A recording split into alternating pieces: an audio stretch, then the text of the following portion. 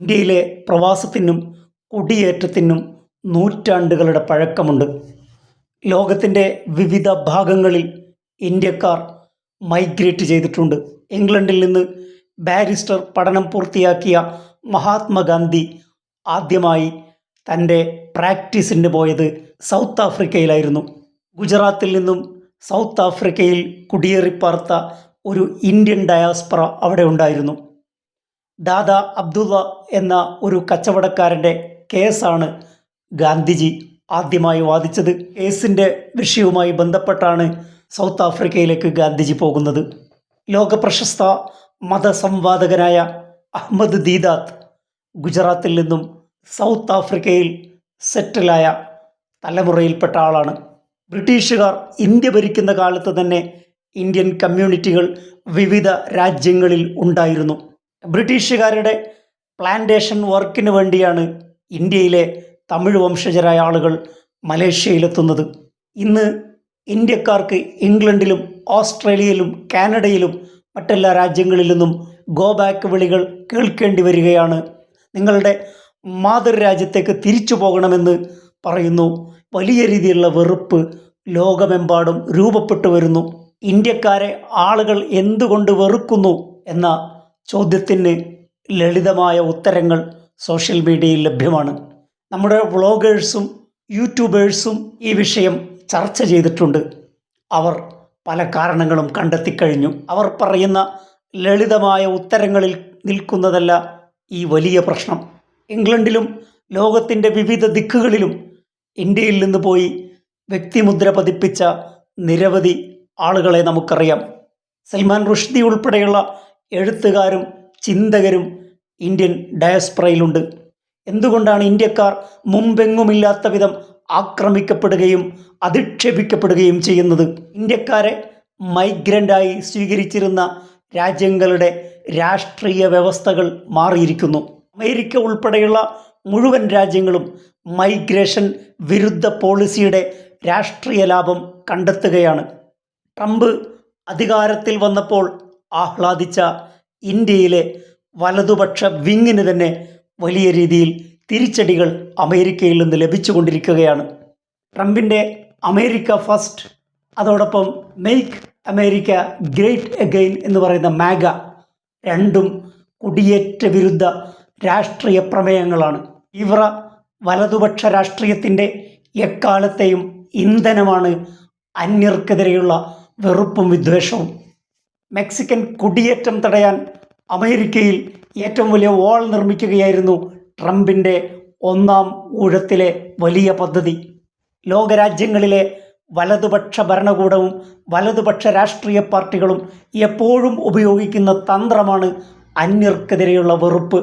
തങ്ങളുടെ രാജ്യത്തിൻ്റെ അരക്ഷിതാവസ്ഥക്കും തൊഴിലില്ലായ്മയ്ക്കും പരാജയത്തിനും കാരണം ആ വിഭാഗമാണെന്ന് പറഞ്ഞാൽ രാഷ്ട്രീയമായ ചോദ്യങ്ങളോ ഉത്തരമോ സംവാദമോ സാധ്യമല്ലാത്ത വിധം വെറുപ്പിൻ്റെ അന്തരീക്ഷം ലോകത്ത് രൂപപ്പെടും.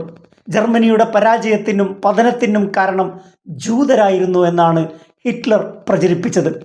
ഇന്ത്യയിലെ വലതുപക്ഷം ഇന്ത്യൻ മുസ്ലിങ്ങളെയും ന്യൂനപക്ഷങ്ങളെയും കുടിയേറ്റക്കാരെന്നും നുഴഞ്ഞുകയറ്റക്കാർ എന്നും വിശേഷിപ്പിച്ചുകൊണ്ടാണ് അവരുടെ രാഷ്ട്രീയ ക്യാമ്പയിനുകൾ സംഘടിപ്പിക്കാറുള്ളത്. ഇന്ത്യയിൽ ഇരകൾ പാവപ്പെട്ട മുസ്ലിങ്ങളാണെങ്കിൽ അമേരിക്കയിലും കാനഡയിലും ഓസ്ട്രേലിയയിലും എല്ലാ ആക്രമണത്തിനും ഹേറ്റ്രഡിനും വെറുപ്പിനും വിദ്വേഷത്തിനും വിധേയമാകുന്നത് ഇന്ത്യക്കാരാണ്. ടെക് ജോലികൾ, ബിസിനസ്, ഇങ്ങനെയുള്ള പല മേഖലകളിലും ഇന്ത്യക്കാർ വലിയ രീതിയിലുള്ള മുന്നേറ്റം നടത്തുമ്പോൾ സ്വദേശികൾക്ക് ആ വിഷയത്തിൽ വലിയ രീതിയിലുള്ള അസൂയയും മറ്റും ഉൽപ്പാദിപ്പിക്കാൻ എളുപ്പമാണ്. കേരളത്തിലെ മുസ്ലിം IASകാരെ ചൂണ്ടി, കലക്ടർമാരെ ചൂണ്ടി PC ജോർജ് ഉൽപ്പാദിപ്പിച്ച അതേ വെറുപ്പിൻ്റെ രാഷ്ട്രീയം ഇന്ത്യയിൽ BJP ചെയ്യുന്ന അതേ പ്രവൃത്തി ലോകമൊട്ടാകെയുള്ള വലതുപക്ഷ രാഷ്ട്രീയ പാർട്ടികൾ ചെയ്തുകൊണ്ടിരിക്കുന്നു. H1B വിസയുടെ ഫീ $10,000 വർദ്ധിപ്പിച്ച ട്രംപിൻ്റെ നടപടി ആൻറ്റി എമിഗ്രേഷൻ റൂളിൻ്റെ ഭാഗമാണ്. H1B വിസയുടെ 70% ഉപഭോക്താക്കളും ഇന്ത്യക്കാരായിരുന്നു. കാനഡയിൽ ഇന്ത്യക്കാർക്കെതിരെയുള്ള വിദ്വേഷ പ്രചാരം അതിശക്തമായിരിക്കുകയാണ്. പ്രകാരം 2024 മാത്രം 16,884 സംഭവങ്ങളാണ് കാനഡയിൽ റിപ്പോർട്ട് ചെയ്യപ്പെട്ടത്.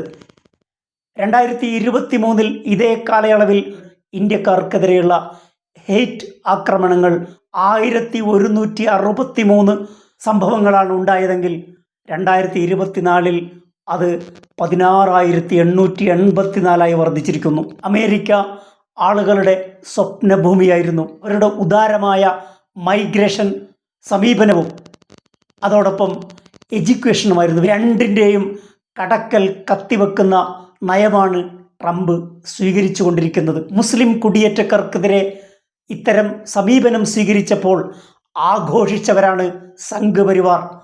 അന്നും ഇന്നും അവർ പറയുന്നത് അഭയം കൊടുത്ത രാജ്യത്തെ ഉപദ്രവിച്ചവർ, അതുകൊണ്ട് അവരെ പുറത്താക്കുന്നു എന്നാണ്. അതേ അവസ്ഥ ഇന്ത്യക്കാർക്കും വന്നിരിക്കുന്നു. എന്തുകൊണ്ടാണ് ഇന്ത്യക്കാർ പുറത്തു പോകണമെന്ന് ആ രാജ്യങ്ങൾ ചിന്തിക്കുന്നത്? ഇന്ത്യക്കാരെ പറ്റി അറബ് രാജ്യങ്ങളിലും എല്ലാ സ്ഥലങ്ങളിലും ഏറ്റവും ഒബീഡിയൻ്റായി അനുസരണയുള്ള ഏറ്റവും നല്ല ആളുകളെന്ന അഭിപ്രായമാണ് ഇതുവരെ ഉണ്ടായത്. 2014 മോദി അധികാരത്തിൽ വന്നതിന് ശേഷം മുസ്ലിങ്ങളെ വെറുക്കുന്നവരും അറബികളെ ബള്ള് പറയുന്നവരും ഫലസ്തീനിലെ കുഞ്ഞുങ്ങളുടെ ചോര ആഘോഷിക്കുന്നവരും ഖത്തറിനെതിരെയുള്ള ആക്രമണങ്ങൾ പോലും ഉല്ലാസമായി കൊണ്ടു നടക്കുന്നവരും ഉണ്ടെന്ന തിരിച്ചറിവ് ഇന്ന് മിഡിൽ ഈസ്റ്റിലുണ്ട്. അവർക്ക് അത് അറിവില്ലായിരുന്നു. പാവപ്പെട്ട ഇന്ത്യക്കാർ മിസ്കീൻ എന്ന ഒരു കോൺസെപ്റ്റായിരുന്നു അറബികൾക്കും മിഡിൽ ഈസ്റ്റിലും പൊതുവായി ഉണ്ടായിരുന്നത്. പക്ഷേ ആ ചിത്രം മാറിയിരിക്കുന്നു. സ്വസ്ഥമായി ജീവിതം നയിച്ചവരായിരുന്നു അമേരിക്കയിലെയും ഇംഗ്ലണ്ടിലെയും മറ്റ് സ്ഥലങ്ങളിലെയും ഇന്ത്യൻ ഡയസ്പൊറ. പക്ഷേ ഇന്ന് അതിന് മാറ്റം വന്നിരിക്കുന്നു.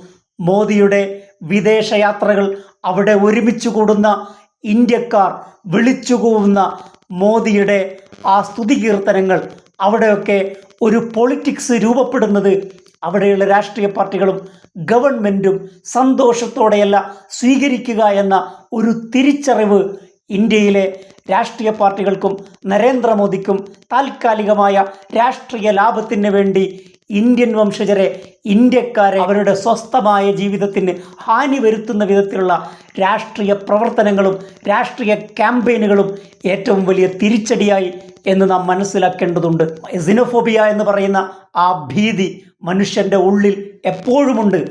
അത് ഒരു ലാവയായി പൊട്ടിത്തെറിക്കാൻ, ഒരു സ്ഫോടനമായി മാറാൻ ഇത്തരം ക്യാമ്പയിനുകൾ ഉപകരിക്കും. എന്നാൽ സോഷ്യൽ മീഡിയയിൽ, യൂട്യൂബുകളിൽ ചില ആളുകളുടെ നിരീക്ഷണങ്ങൾ കണ്ടു.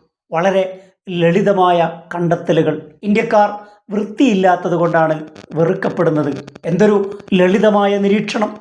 വേറെ ഒരാൾ പറയുന്നത് ഇന്ത്യക്കാരുടെ ബാഡ് സ്മെല്ലാണ് കാരണം, അവർക്ക് വിയർപ്പുള്ളത് കൊണ്ടാണ് വെറുക്കപ്പെടുന്നത്. ഇത്തരം വിശകലനങ്ങൾ കേട്ടാൽ നമുക്ക് തോന്നും സ്പ്രേ അടിച്ചു പോയാൽ ആളുകൾ സ്വീകരിക്കുമെന്നാണ്. നൂറ്റാണ്ടുകൾ പഴക്കമുള്ള ഡീപ്പ് റൂട്ടഡായ വേരിറങ്ങിയ വംശീയതയുടെ കാരണം ഇങ്ങനെ ലളിതവൽക്കരിക്കുന്നതും പൈങ്കിളിവൽക്കരിക്കുന്നതും എത്രമാത്രം അപകടം ചെയ്യുന്ന കാര്യമാണ്. ഇന്ത്യക്കാരുടെ മോശം സ്വഭാവം കാരണമാണ് ഇതൊക്കെ സംഭവിക്കുന്നത് എന്ന് പറയുന്ന ശുദ്ധ മനസ്കരോട് എന്താണ് പറയുക?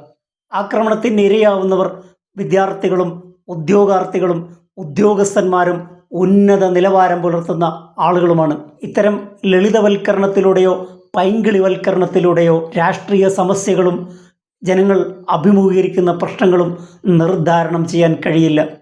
മറ്റൊരു വിഷയവുമായി അടുത്ത എപ്പിസോഡിൽ. Thank you for watching.